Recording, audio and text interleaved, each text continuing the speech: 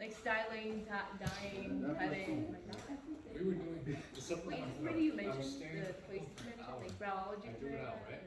And he was going to post that. The first question. So, Martin joins me. Oh, right. I don't know where you He looks live. at it. He just looks at it. Hung out. He's like, give me 1 minute. He's like, so easy. I get my And then he just takes the two angles eyebrows in done the by question, he subtracts them, and that was the answer. Eagle Rock, yeah. But they were At the beauty brow box. In Eagle Rock. Yeah. They're okay. Me and Early were like, Granted, what do we do I now? sit there in that Do we do chair, the example? go work So out, we use and the then they top- just the do things top to of me, all and I'm our like, I math. hope you're doing good. Or use that. But yeah. The Oh. he just. So, posted the test review. It is the first pass, so I'll go over it again. It's conceivable that there are a couple of errors, but I think it's good. So, I'm going to go ahead and get into section 10.7. I'm going to switch to taking homework questions at the end of class instead of at the beginning, hoping that will keep us on schedule a little better. So, I'm going to just get right into section 10.7. Wait, is it text or what? They both 9 and Yes. 10. Okay. So, section 10.7 deals with the subject of partial fractions, which can be a very tedious process, but it is very mechanical. It's not hard to remember how to do it. It's just, depending on how many factors are involved, it can take a long time. Like with the examples from the end of last week, I'm not going to give you something that's going to take an hour and a half as a test question. So the actual questions to the test will be comparatively brief. But let me explain how this works. First of all, a little reminder terminology. This is what you call a rational expression. And a rational expression is an expression that is a ratio of polynomials. So, polynomials I haven't really talked much about. I've used the term here and there in this class. But a polynomial, generally speaking, this is what a polynomial in one variable looks like.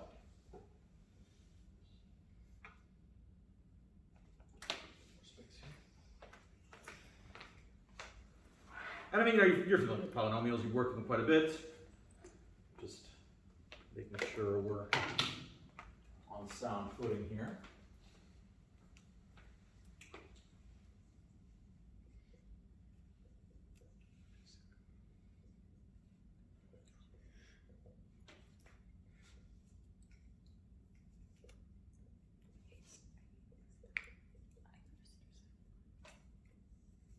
And then in the denominator you have a different polynomial.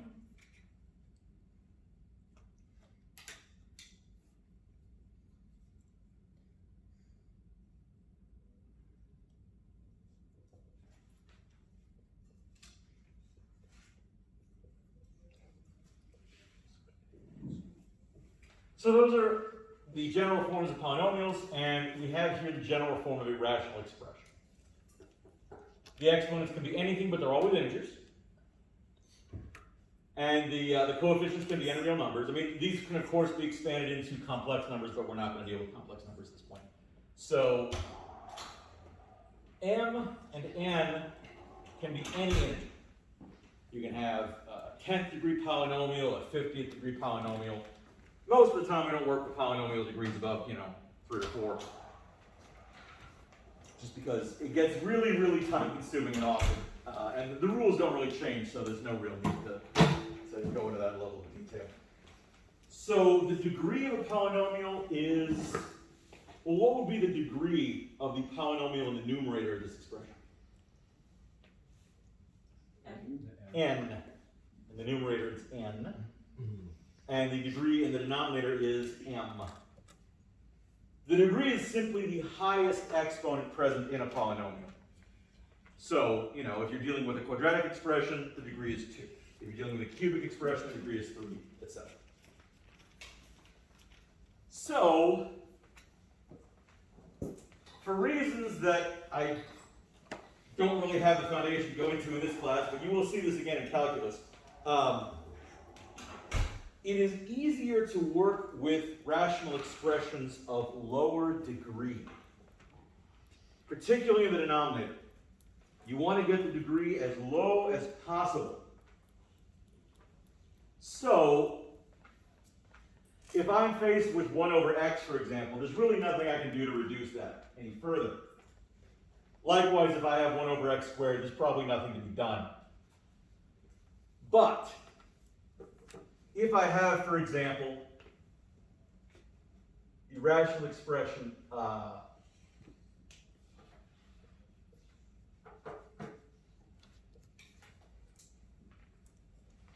2x over x squared minus 4, it may be possible for me to separate that into 2 rational expressions whose denominators are factors of the existing rational expression.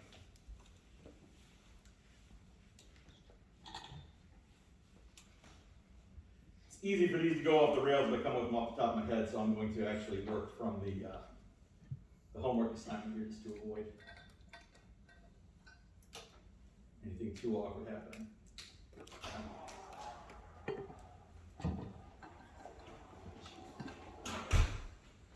So, in this case, factoring the denominator is not too difficult.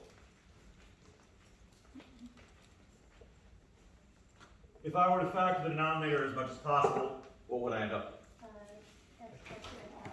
with? X minus 2x plus 2, different squares, no problem. My goal is to arrive at an expression that is some constant, no variable, some constant, over x minus 2 plus some other constant over x plus 2. In that way, I would arrive at rational expressions whose denominators are degree 1, rather than the original expression whose denominator was degree 2. This would be much easier for me to work with, for reasons that you'll have to wait to calculus to have explained in detail. But this can be done. Here's how it works. You go backwards. I know this is what I want to separate it into, but I need to know what A is, I need to know what B is. In order to determine them, I'm going to go ahead and figure out what would happen if I were to combine those into a single common denominator. So, it's pretty straightforward how that would work. I would need to multiply this fraction by its missing factor, x plus 2, on the numerator and the denominator.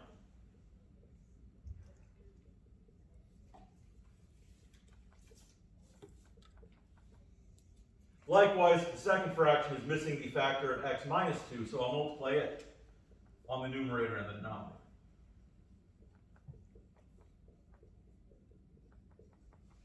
Okay?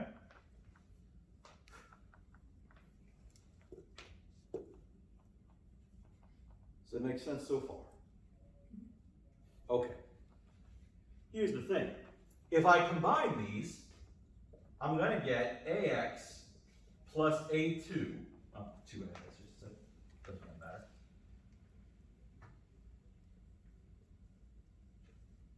Plus bx minus 2b. But they're over the same denominator, I can just put them together.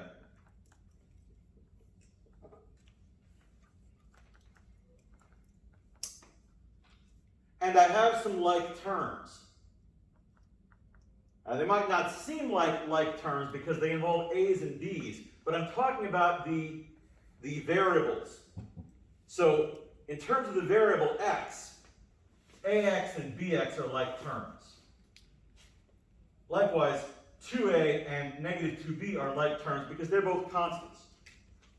So I'm going to group them in that way. The x's together, ax plus bx. And I'm also going to group the non-x's, so to speak.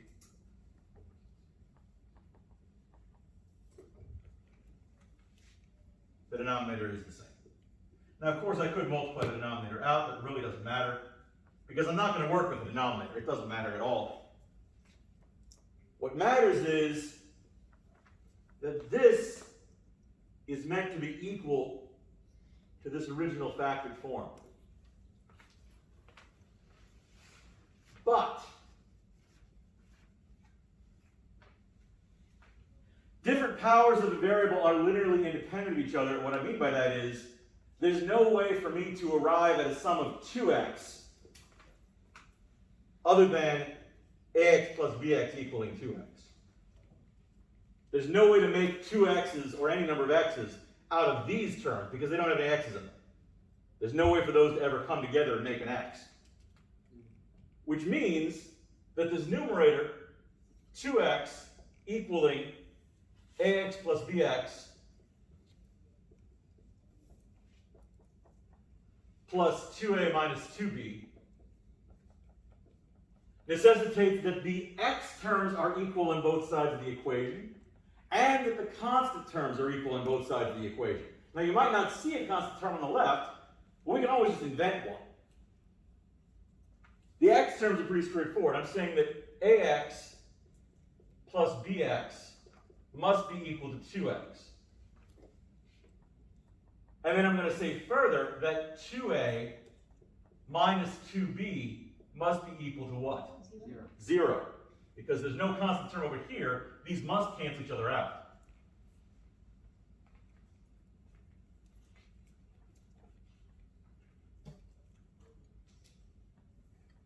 So, now what?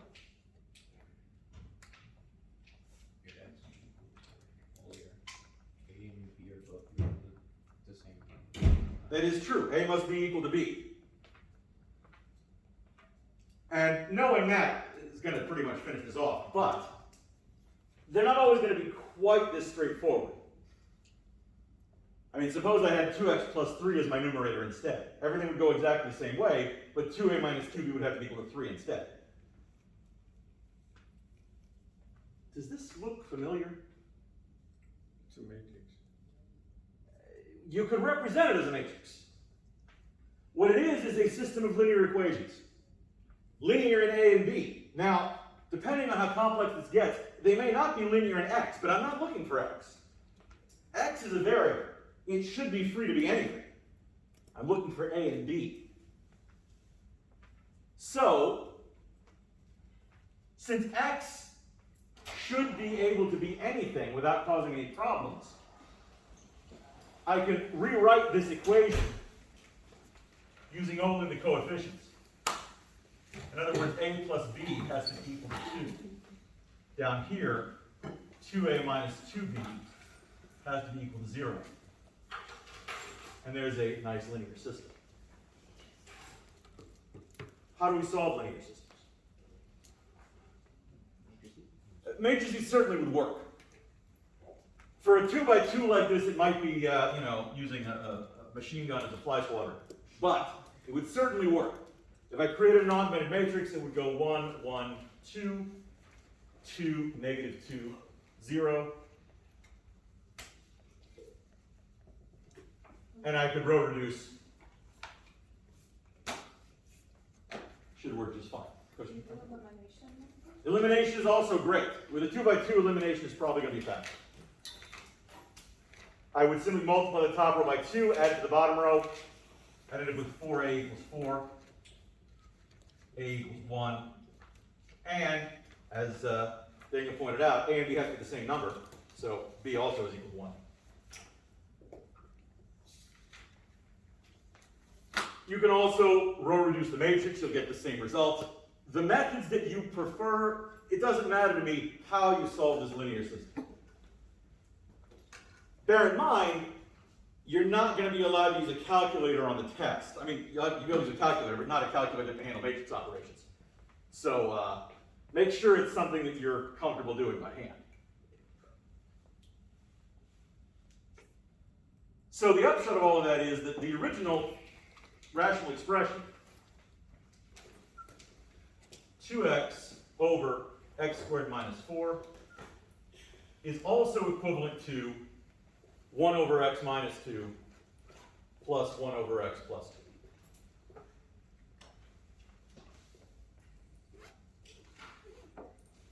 And that is the partial fraction decomposition of that rational expression.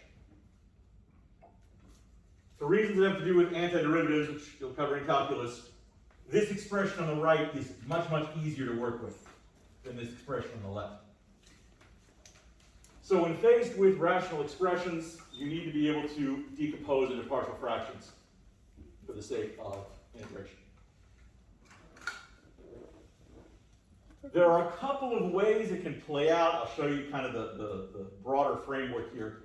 But does anybody have any questions about this process? Before we even ask, just in case anybody's wondering, I'm not going to expect you to show every single step. Especially after you've done a few of these. Some of these steps are completely unnecessary. But I just want to make sure you can see the entire process laid out. For example, since we know from early on that I'm just going to be separating this into a linear system, you can kind of do that from here. You don't really need to rearrange the terms on paper and all of that. You can just go straight to the system. That's fine. Question? How did we determine that 2a minus 2b is equal to 0? The constants have to be equal. So this is a constant term. There's no x variable. They have to add up to a constant term with no x variable over here. Since there is none, that constant term has to be 0. Okay. If 2a minus 2b added up to anything other than 0, there would be another constant term over here, so we can't have that. McKenna, question? No. If it was, say, 2x plus 4, then 2a minus 2b would have to equal, 4? Correct. Okay. How did you group together 4a equals 4? I took 2 times the top row and added it to the lower row. Oh, okay. If you wanted to solve it with the square, I don't know. Matrix? Row reducing? Yeah. Sure. I mean, let me just get through that real quick. I've already got a 1 on the top left. It's great. So I'm just going to take negative 2 times row 1, add that to row 2, and store it in row 2. Row 1 is unchanged. Negative 2 times 1 is negative 2, add 2, I get 0. Negative 2 times 1 is negative 2, add negative 2, I get negative 4. Negative 2 times 2 is negative 4, add 0, and I get negative 4. So to get a 1 in the next pivot, I'm going to take negative 1/4 times row 2 and store that result in row 2.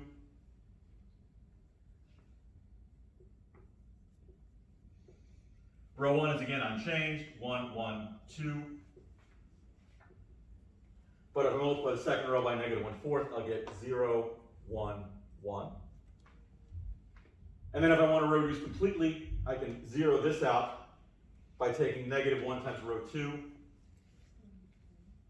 added to row 1, and storing the result in row 1. Of course, when I do that, row 2 will be unchanged. It'll still be 0, 1, 1. If I take the opposite of row 2 and add that to row 1, it's not going to change out here because negative 1 times 0 is 0. But negative 1 times 1 is negative 1, add it to 1, I get 0. Negative 1 times 1 is negative 1, add it to 2, and I get 1, and the solution is again a equals 1, b equals 1. So in this case, again, it would probably be faster to just use the elimination method on the original system. But you certainly get the same results that way. The advantage of this technique is, particularly if you're working on a homework problem or some kind of homework problem, you can look up a row reducing calculator online and just feed it this matrix and it'll jump straight to the answer for you. Especially if you're looking at a higher order matrix, that can be a huge time saver. Like, for example, the one on stuff on homework we're going to assign today.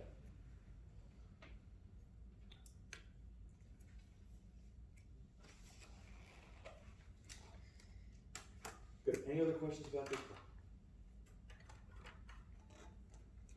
So, methodologically, it's just a matter of solving linear systems. but you do need to be familiar with enough with partial fraction decomposition to set up a linear system that you can solve to answer a question like this. So, let's look at a couple of scenarios that may occur.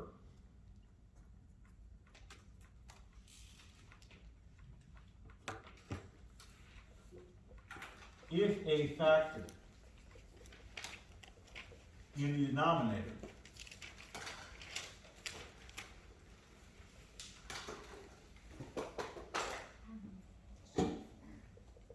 is linear and unique,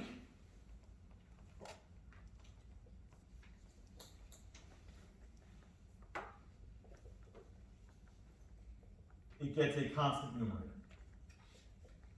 Constant meaning A or B. That's the simplest case. Both of the factors there were linear and both were unique. Meaning x minus 2 is a linear factor and it only happened once. X plus 2 is a linear factor and it only happened once. If you have a nonlinear factor or if you have repeated factors, it's a little more complicated.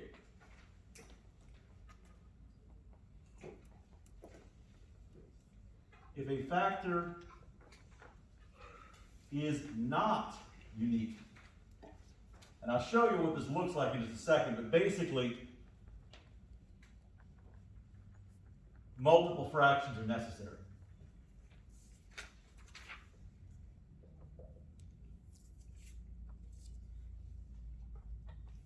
How many exactly? Well, the same as the power on that factor. So if you have a factor that repeats twice, you're going to need 2 fractions for that. If you have a factor that repeats 3 times, you need 3 fractions for that. And like I said, I'll show you what that looks like in a second. If a factor is quadratic, meaning not linear, a linear numerator is necessary. And I'll show you what that looks like as well.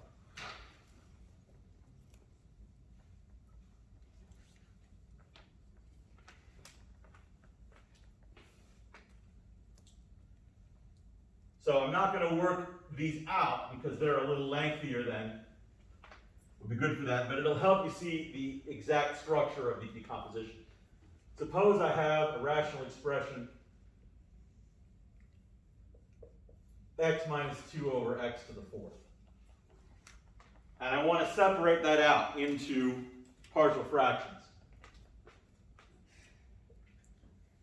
The denominators of those partial fractions are going to go x, x squared, x cubed, and finally x to the 4th. I need all 4 of those, because otherwise I might miss a term. The numerators are still going to be constants for these, because the factors, while they're repeated, are linear factors. So this would be how you construct the partial fraction decomposition. Of course, the resulting linear system would have 4 equations and 4 unknowns. Not something I would intend to solve by hand. I'm just not going to do it.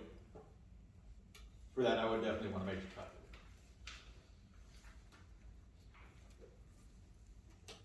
Likewise, any questions? Yeah, I just wanted to ask, so how do we know if the factor isn't unique? In this case, the factor is x. But there are 4 of them. Mm-hmm. That's what I mean by not unique. Okay. The factor x happens 4 times, so I need a fraction for each of them. Okay, so when is it not unique? When it happens once? When it is unique is when it happens once, which is the case in the previous example. X minus 2 only occurred the one time, x plus 2 only occurred the one time. Okay. So, with nonlinear fractions, if I have, for example, 3 over x minus 1 times x squared plus 3. X squared plus 3 technically can be factored, but not in the real numbers. And we really don't want to go outside of the real numbers if there's any way to avoid it. So I'm going to leave this as it is, but the factor x minus 1 is going to take one term here. And the x squared plus 3 factor is going to need a separate fraction with a linear numerator. And when I say linear, it's going to need to be of the form something x plus something. So in this case, it would be bx plus c.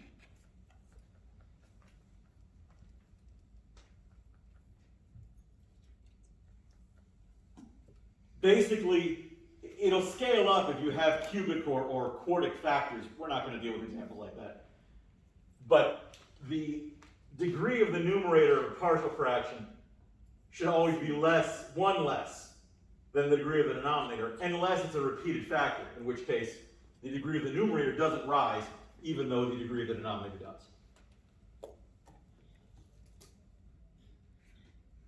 So if I put all of this together, suppose I have 5 over 2x plus 7 to the third power times 3x squared plus 5 to the second power. I'm going to need 5 partial fractions. 3 for the 2x plus 7s and 2 for the 3x squared plus 5s. Here's how they're going to break down. I'll have a over 2x plus 7 for that first factor. And then I'm going to have b over 2x plus 7 squared. And then I'm going to have c over 2x plus 7 cubed, and that'll take care of all of my 2x plus 7s. Because they only went to the third power anyway. Then I got to handle the 3x squared plus 5s. And they're going to have linear numerators because they are a quadratic factor. So I'm going to have dx plus e over 3x squared plus 5 plus fx plus g over 3x squared plus 5 squared, like so.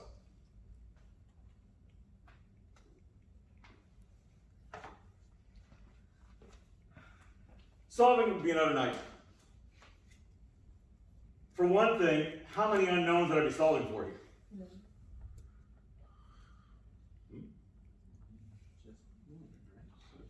7. A, B, C, D, E, F, and G. All of them would need to be determined. That's going to give me a linear system with 7 equations, 7 by 7, which certainly I don't want to do. But then it's even worse because I have to worry about when I multiply this out, I'm going to end up with a 3x squared plus 5 times dx plus e. I'm going to have to do some factoring and foiling out inside of there. So I definitely would never ask you to actually set that up. I mean, I might have to be set up rather, but I wouldn't ask you to solve it out. That's not going to happen. But it does give a nice comprehensive example of how these partial fraction decompositions are constructed. Question? So, for D through G, why did the numerator become linear? Because the factor was quadratic down here. Oh. Would that be unique or not unique? Oh, in this case, neither of these factors are unique. Because the 2x plus 7 happened 3 times, and the 3x squared plus 5 happened twice. In this case, these are both unique factors. This is a unique linear, this is a unique quadratic, but they are both unique because each one only happened once. So a unique denominator basically means it's not to a power. Right. When we get to D to E, why does it have x and E? Because these are quadratic factors. Okay. So they get Yeah, the degree of the numerator has to be 1 less than the degree of the factor in the denominator. So if you had a cubic factor down there, which we're never going to see, you'd have to have a quadratic numerator to accommodate. Question, Jim? I was about to ask if there's any case where the numerator has like a different form, but you just explained. I mean, it certainly could. We're just not going to do it. These scale up infinitely large, but we only have so much time. So. What did you say was so the numerator has to be 1 degree less than Whatever the factor is down there. Okay. Yeah. So in this case, since the factor, however many times it occurred, is linear, the denominator is constant in each case. And down here again, the factor is quadratic, so the numerator is linear. If the denominator was say 3x squared minus 5, would it take on the form dx minus e? No. I mean, you could, but it doesn't matter because e can still be positive or negative.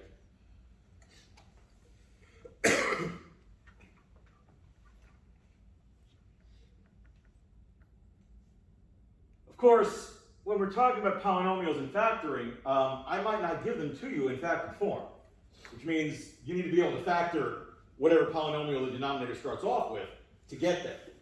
Again, I'm not going to give you this all multiplied out and say figure it out, but you're not going to have a 7th degree polynomial to factor.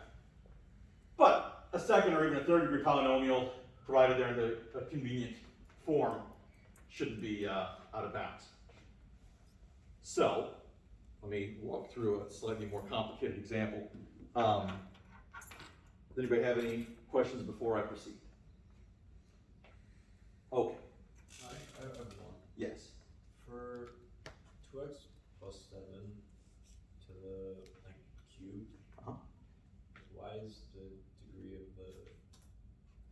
It's not based on the degree of the denominator, it's based on the degree of the factor. Oh, So if this is a linear factor, I have a constant numerator. alright, Okay, so suppose I have 2x minus 3 over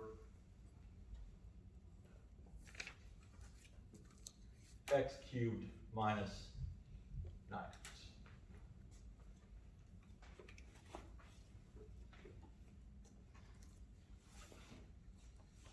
Before you can begin a partial fraction decomposition, you have to have the denominator factored fully. So, how can I factor this denominator? X being factored out into 3, and then x plus 3x minus 3. Got a common factor of x. If I factor that out, it leaves x squared minus 9. If I factor further, I have x times x minus 3 times x plus 3. Now, in this case, there are no repeated factors, so it's going to be a nice, neat ABC. That's going to be equal to a over x plus b over x minus 3 plus c over x plus 3.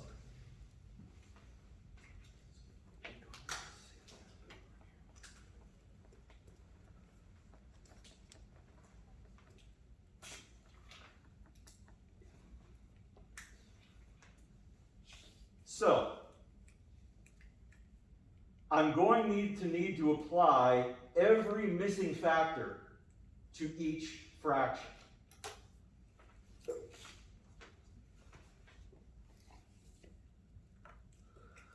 What factors is the first denominator missing? X minus 3x. X minus 3 and x plus 3.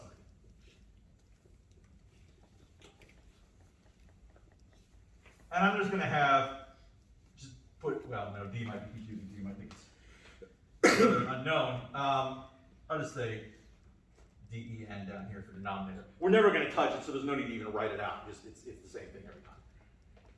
Plus, what factors are missing for the middle fraction? X and x plus 3. And then denominator down here.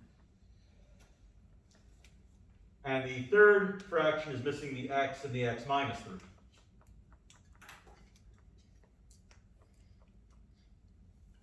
Over the same denominator. Again, the denominator doesn't matter. I'm not going to use it going forward. If I distribute out the numerators, I'm going to have ax squared minus 9a plus bx squared plus 3bx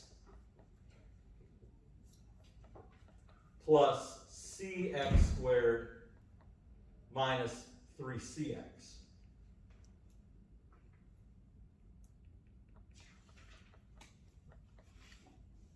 And what will that be equal to?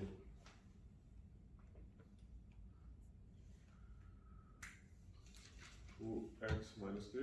The original numerator, 2x minus 3.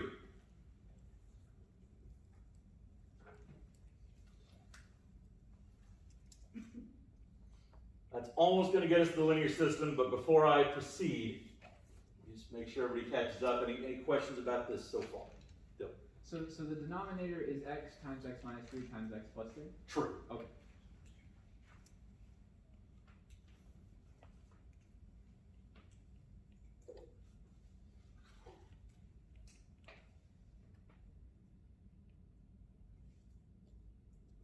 Everything that I've done so far makes sense. Meaning that you're not seeing the motivation for it. That's the important thing here.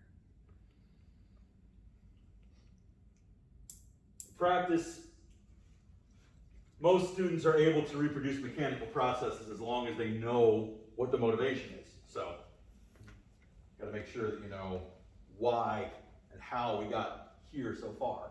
Question? And so that's the result of adding, all the numerators together, getting rid of the denominator, and that's what we have. Right. Okay. So now we separate the constants from the Yes. x's?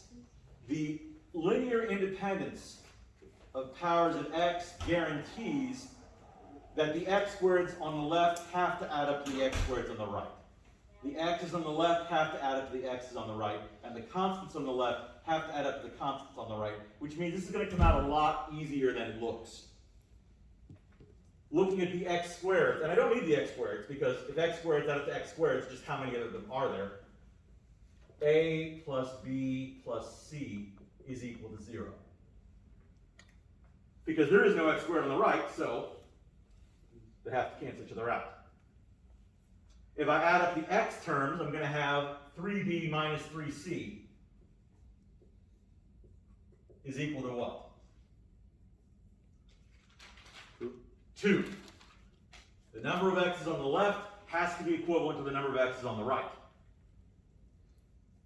And as for the constants, there's only one. Negative 9a has to equal negative 3. This is really not going to be bad at all.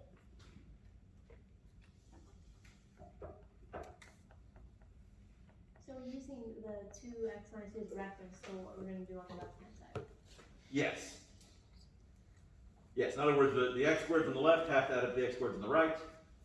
The x's on the left have to add up to the x's on the right, and the constants on the left have to add up to the constants on the right. So, where can I go from there? Make a matrix.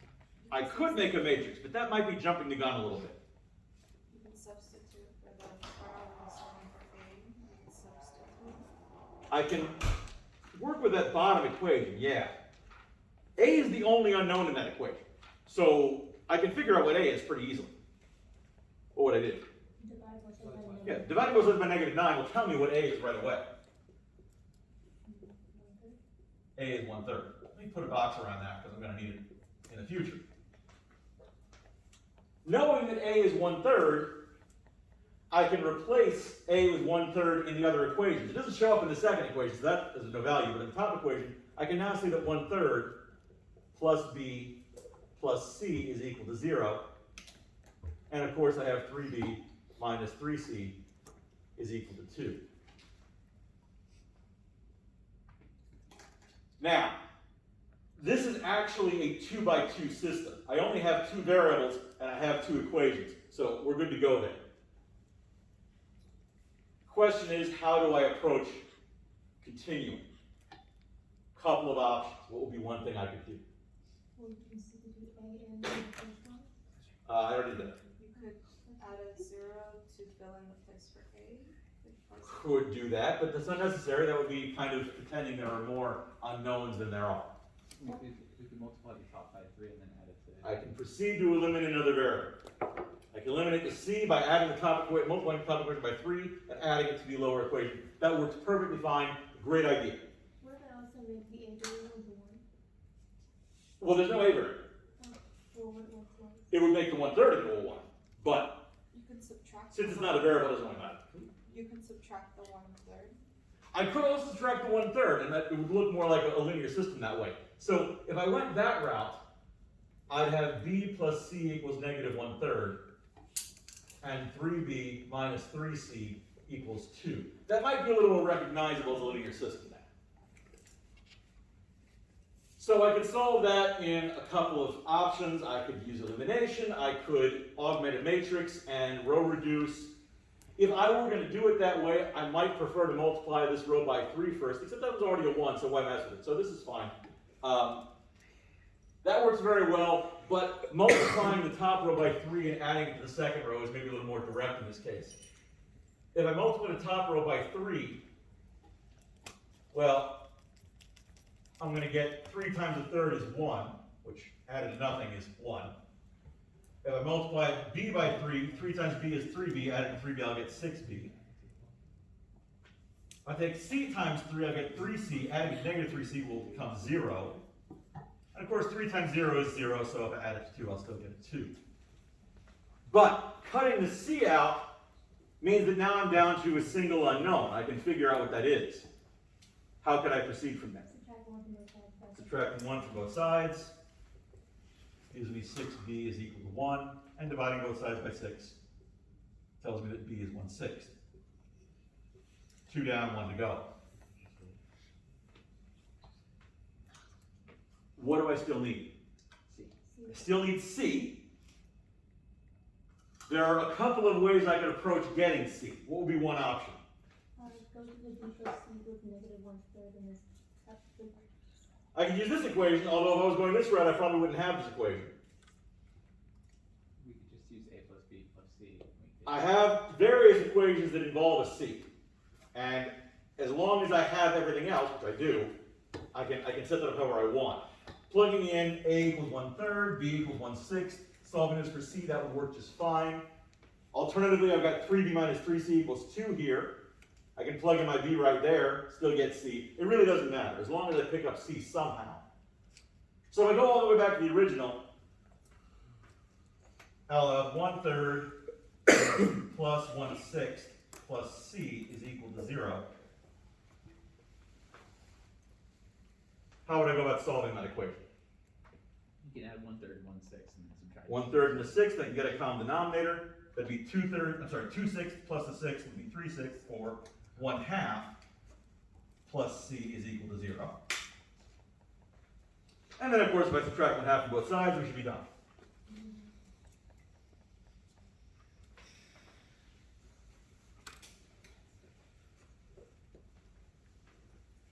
So, theoretically, assuming that no errors were made, this original fraction is equal to 1 over 3x plus 1 over 6 times x minus 3 minus 1 over 2 times x plus 3. And this would be the partial fraction decomposition.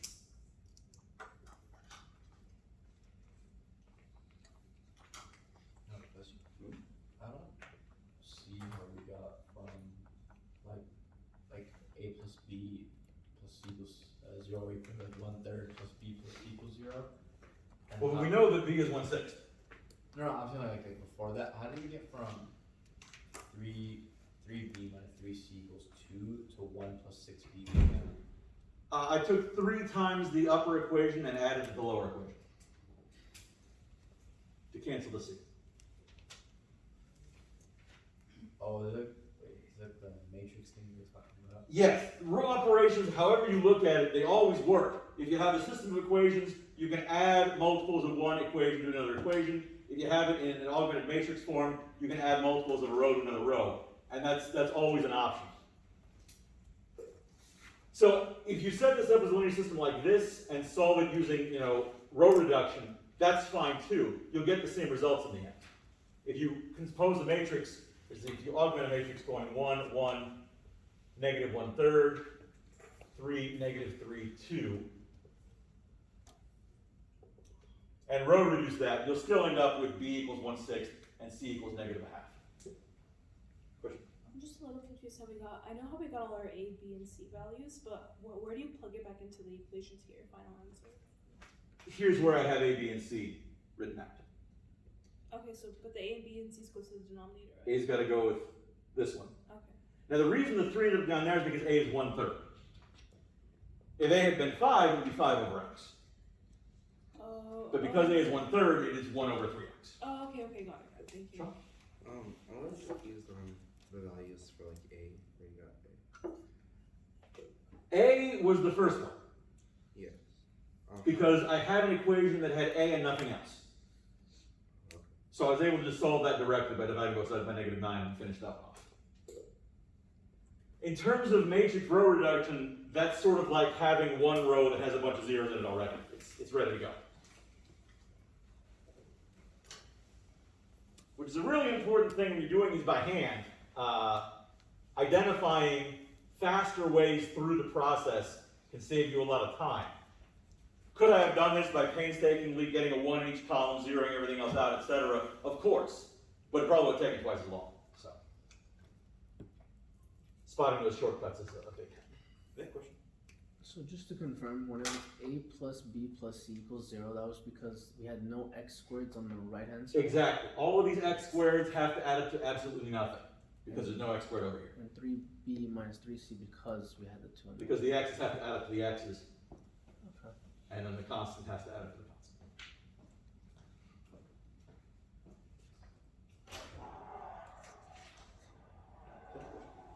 So I understand like how the answer is formed. I know that it's 1/3 times x 1/6 times. Why did we format it that way specifically? As opposed to, As opposed to any, I'm just curious how, why it is that way, like why? I'm not sure if I'm understanding your question. I guess why is like x divided by 3 or x minus 3 divided by 6 or x plus 3 divided by 2 is, oh, well, these have to be in the denominator. okay. I could have 1/3 over x. Oh, That would be legitimate. now I see now. Yeah, I'm just confused about like once we got our values for A, B, and C. I'm just confused at the last step, like how. Basically, they went here, here, and here. Oh, okay. Because they were fractions, I put the numerators on top and the denominators on the bottom to make it a little easier to look at. But that's basically all I did was just plug into there. That's it. Any question? The same thing.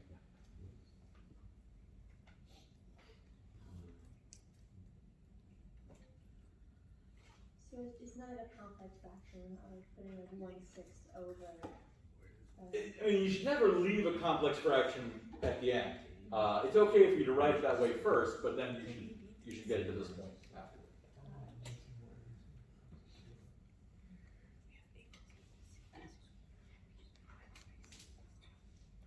Other questions about this? Can we find the variables What of this? A, B, C, D.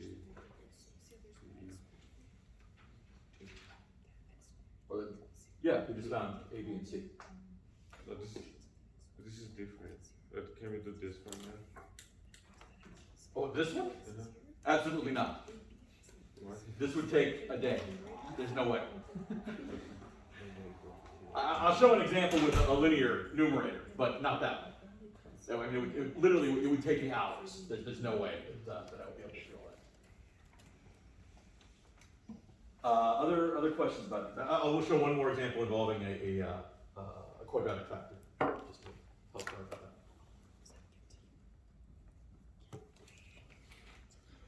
So it's going to give what we do after getting A, B, and C. We just Plug them into these fractions here.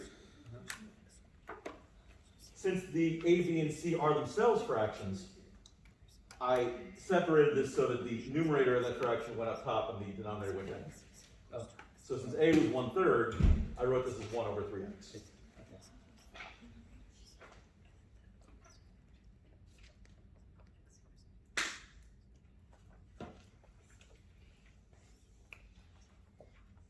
Let's do one more.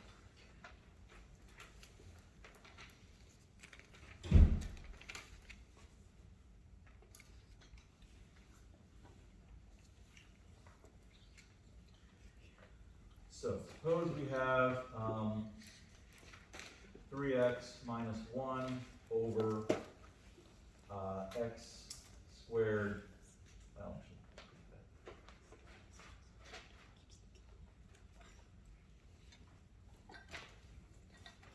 x cubed plus 2x.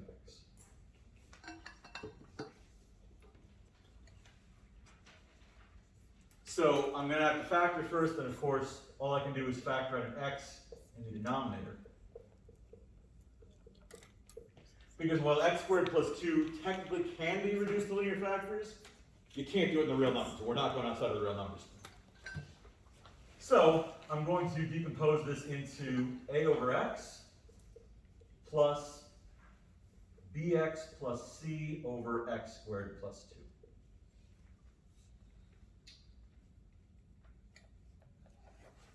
From there, it proceeds in a very similar fashion.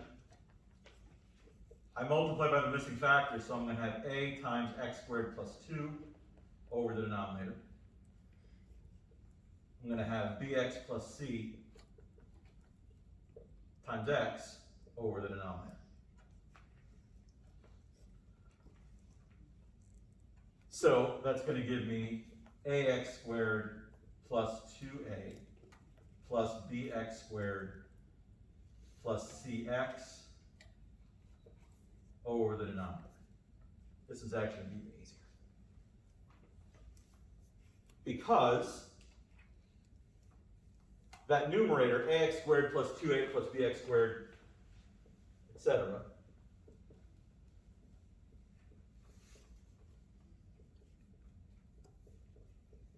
has to equal 3x minus 1.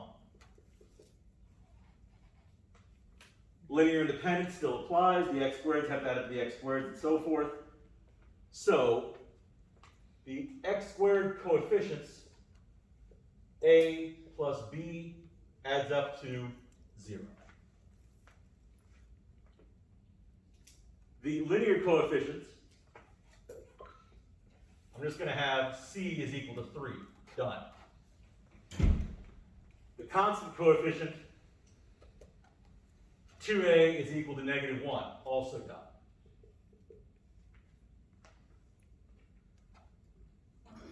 I'm constructing that with a's, b's, and c's all in regular columns, so you can kind of see how that is a linear system.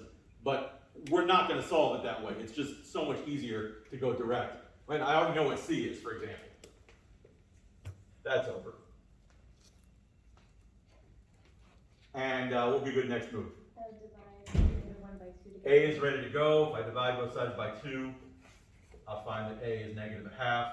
Done. And then if I want to find b, I only have one equation that involves b, but fortunately I know what a is now. So I can say negative a half plus b is equal to 0. If I add a half to both sides, b is equal to half, and that's done too.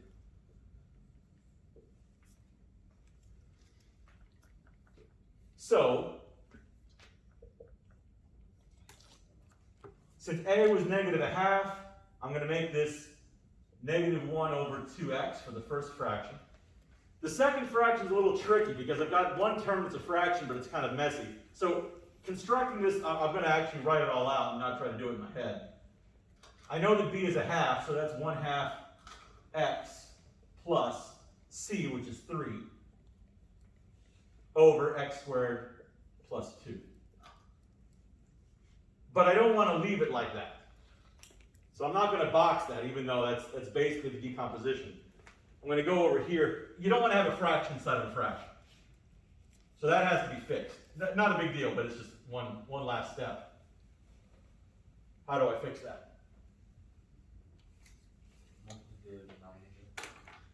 You what? Multiply what by what? Like, the numerator by x squared times. Oh, that's way more than we need. The only issue is this little fraction here. I just can't have a 1/2 there. multiply the numerator by 2. If I multiply the numerator by 2, that'll fix it, but of course I can't just multiply the numerator by 2. Yeah, everything. Makes sense. I always have to multiply the denominator by 2. So I multiply the numerator and the denominator by 2, I'll have x plus 6 over 2x squared plus 4. Or you can leave the 2 factored out, it really doesn't matter. Either way, this is the partial fraction decomposition.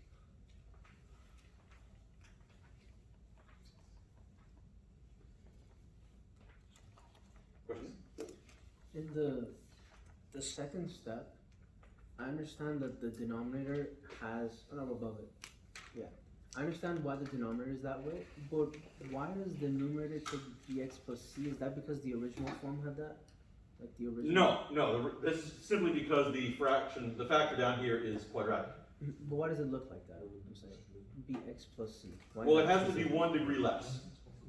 This is second degree, I need this to be first degree. But it mimics the shape, I'm saying. Like, I don't understand why it's not just. What else could it possibly look like? That's fair. I don't know why it just looks like that. That's fine. You're thinking that somehow it's equivalent to this. It's not. There's total coincidence. They have nothing to do with each other. This is a linear expression. But it would always look like that. It is the most general linear expression possible. Yes. Because I don't know if I need a c or not. C could have been 0. That could have worked out and happened. But I don't know that. So I have to include it so that if it's not 0, I have a space for it. Likewise, b could conceivably have been 0. But I don't know that, so I have to have a space for it just to see if it's necessary. Other? When you plugged everything in when we found out A, C, and B, we plugged it in, what was the problem? Why couldn't we leave it in that form? Oh, you can't have a fraction set of fraction. So you just multiply. I just multiply the top and bottom by 2 to fix it.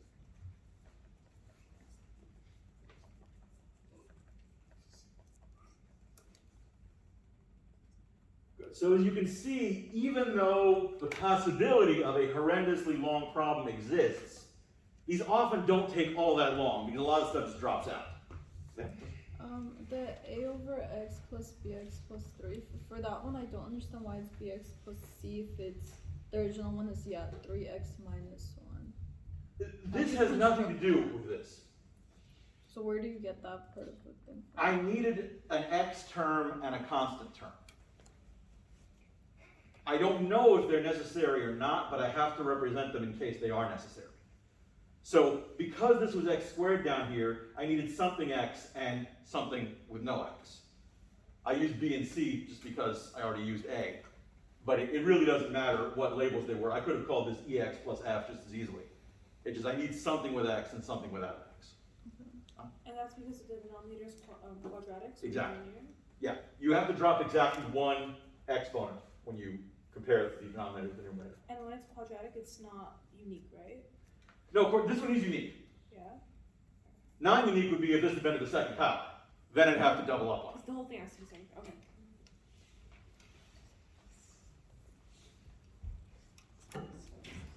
The way you formatted your answer, a over x, the negative 1 over 2x, it's a similar trick to what you did with bx plus c, right? Yes. Where you multiplied the top and the bottom. Yeah, since it was just a up there, I didn't need the. It was easier than handling b and c at the same time. I could have written negative a half over x and fixed it over there the same way I fixed the second fraction. Either way, it's fine. And that's another thing that you'll need to develop as you work your way through calculus is, even though you may be able to perfectly work your way through a problem if you take an hour, you're not usually going to have an hour. So you're going to have to figure out how to start making some shortcuts and get through these problems a little faster. A lot of that comes down to experience, which is why it's so important that you do hours upon hours upon hours of homework. They really will hone that number sets that you're going to need. Because yeah, you can use a calculator, but even using a calculator has a certain amount of lag that your brain doesn't. Whereas if it's a single calculation that would take you 20 minutes to solve by hand, of course use calculator. But if you get to a point where the single calculation takes you a half a second, there's no way you're going to be able to push the button in a calculator fast enough to make up for that. So the calculator has its place, but it's not the solution to all of our numerical problems. Okay, I think that's probably pretty good for this section. Sean, question? I know it correlates like to the coefficients and stuff, but can you go over like the 3x minus 1? Like, What about it? what steps you took like to get it? Like, I couldn't hear any of that.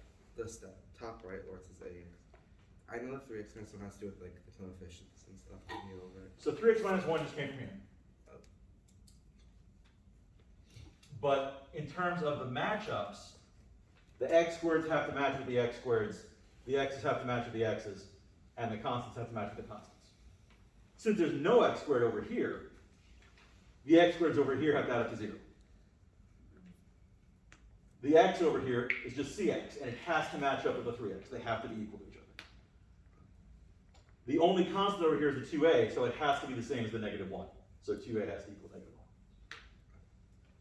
If you're unfortunate enough to have an x cubed, if there are multiple factors involved, then you're going to have one equation equating all the x cubes, another equation equating all of the x squareds, another equation equating all the x's, and another equation equating all the constants. That will result in a 4x4 system, which of course could take a very long time to solve. You wouldn't see that on test, but you might see it in the home. You will notice that the homework assignments for 10.7 and 10.8 are a little shorter. There just aren't as many questions because they are so repetitive. They're exactly the same thing over and over and over again. You don't need to do 50 of them. So This is all 10-7 right now. this is 10.7, yes. Okay, what kind of question did you still have on this? On the test, you mean? Oh, well, these. Yeah. It's just I'm not going to give you one with 5 factors in the denominator. That would just take too long.